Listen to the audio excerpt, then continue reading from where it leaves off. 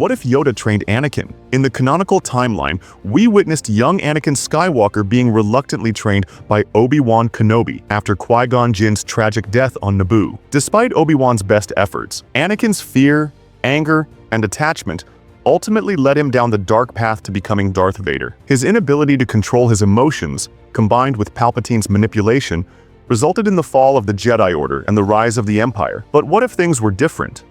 What if Master Yoda, sensing the true weight of destiny, had set aside his initial reservations and taken personal responsibility for training the Chosen One? How would 9 centuries of Jedi wisdom and experience have shaped Anakin's journey? Well, in this alternate timeline, that's exactly what we'll be diving into. So, let's get right into it. The smoke still rose from Qui-Gon Jinn's funeral pyre as the Jedi Council convened in emergency session. Obi-Wan Kenobi stood before the 12 Masters, his young face etched with determination and grief. "I will train Anakin Skywalker," he declared. Master Windu's expression remained stern. "The boy is dangerous, Kenobi. The Council has decided." "No." The single word cut through the chamber like a lightsaber through Durasteel. All eyes turned to Yoda. "Right. The Council is not. Train the boy, someone must." But Kenobi, the ancient Jedi's eyes met Obi-Wan's with compassion and wisdom. "Just become a knight, you have. Ready for such a burden? You are not." "Then who?" Windu asked, though his tone suggested he already knew the answer. Yoda's ears twitched slightly. "Train him, I will. The will of the Force, this is. Failed Qui-Gon? I have. Failed the boy? I will not." Obi-Wan stepped forward, confusion flickering across his features. "Master Yoda, I don't understand. Qui-Gon believed in me, and trust you, he did." Yoda interrupted gently. "But see the truth we must. The boy needs what give him. I can. Centuries of experience and wisdom from many failures. 5 years later in the training grounds echoed with lightsabers. 13-year-old Anakin Skywalker moved with preternatural grace, his blue blade dancing with the Force itself. "Feel the fear you must," Yoda called from where he sat observing. "Acknowledge it, but consumed by it. Do not become." Anakin paused, breathing controlled. "I can feel their attack patterns, Master. The Force shows me where they'll strike. Good, but showing you more is the Force. What else do you sense?" The boy closed his eyes. I feel my mother. She's afraid. Something's wrong." His voice cracked slightly. Anakin's jaw tightened. "I want to go to her. I want to help her. And help her." "You can," Yoda said, surprising him. "But rushed help should not be. Controlled it must be. Feel her pain you do, but let her pain become yours you must not. Send aid, we can. Trust in the Force, we must. Attachment leads to suffering, yes. But compassion leads to action."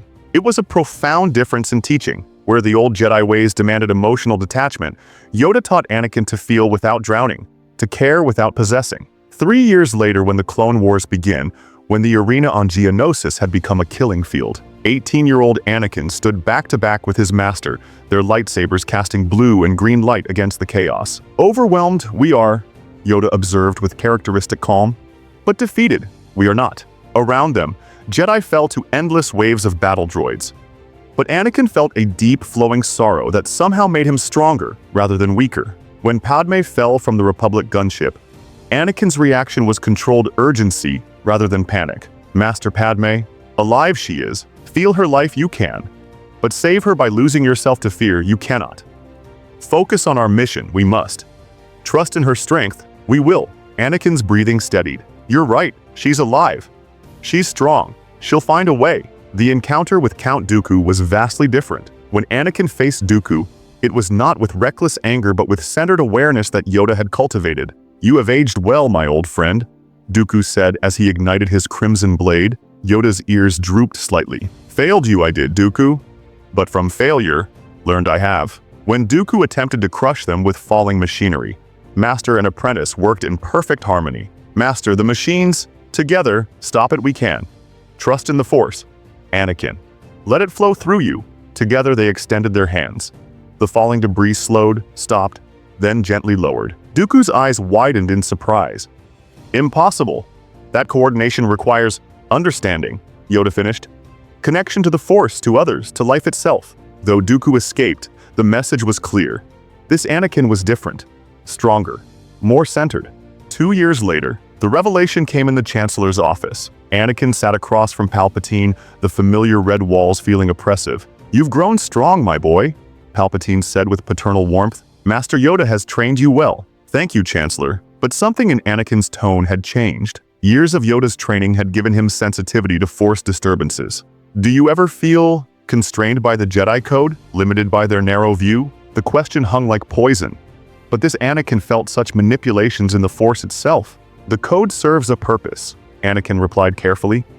"Master Yoda taught me every rule exists because someone learned the cost of ignoring it."